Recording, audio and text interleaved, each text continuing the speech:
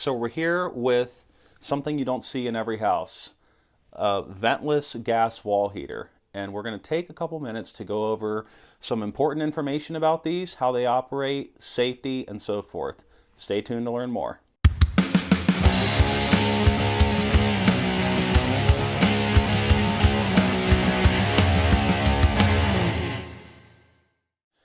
So this particular unit is a propane-fueled gas ventless wall heater. This is a radiant type model that has placards on the inside, and when the flames kick on, the placards are going to start off blue, and then once these heat up, they're going to turn a bright orange color. And the heat's going to radiate, just like the name suggests, out into the room.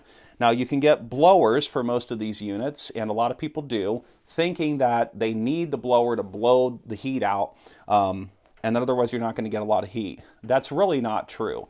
These radiant units are really great. A lot of times they're pretty good BTUs, which is British thermal units, and that's how we measure our units of heat. And they're very good for smaller spaces and especially as a source of backup heat.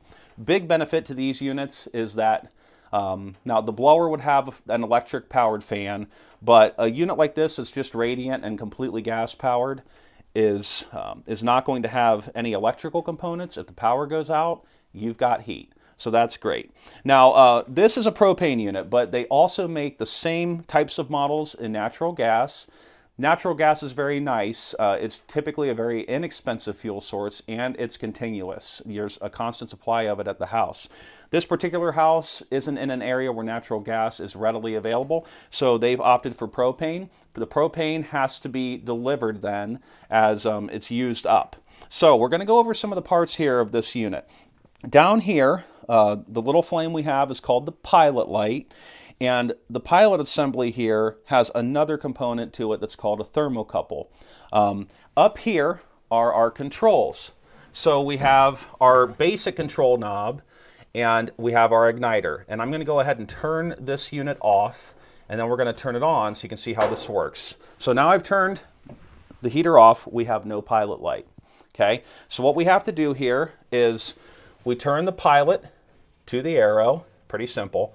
We're going to push down and hold, and then we're going to hit our igniter button. And you'll see down here the pilot light then coming on. Now, oftentimes you have to hold this down a while, and sometimes you have to hit the igniter several times before it actually kicks on. We're going to try and slowly release on this and see if our pilot stays lit, which it does. Now, oftentimes it doesn't, especially if the unit hasn't been run in a while. But once we get the pilot lit and it's staying there, we're going to turn this to our desired heat setting. Once we do that, you're going to see here the flames are kicking on, they're blue, and then this is going to turn a bright orange and put a lot of heat out into the room. Okay, so one thing about these units, they are ventless, which means they're not getting air for combustion from the outdoors. That's called a direct vent unit.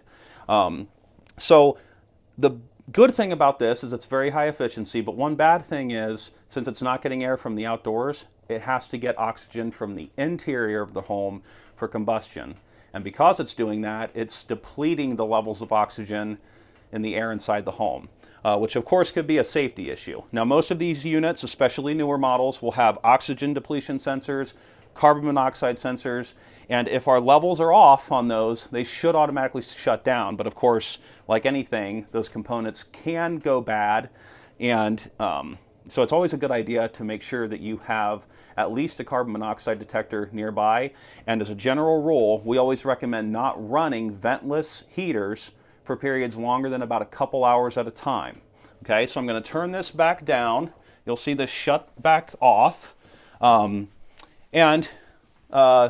Yeah, that's pretty much it for these. So a lot of you might not have these in your home. You might be thinking about getting something. They are a great source of backup heat. They give off a lot more heat than you'd think. Even these radiant units, they can really fill a space well. You just have to understand how they work and really know the safety issues that can be a concern with these so that you can be safe while using them.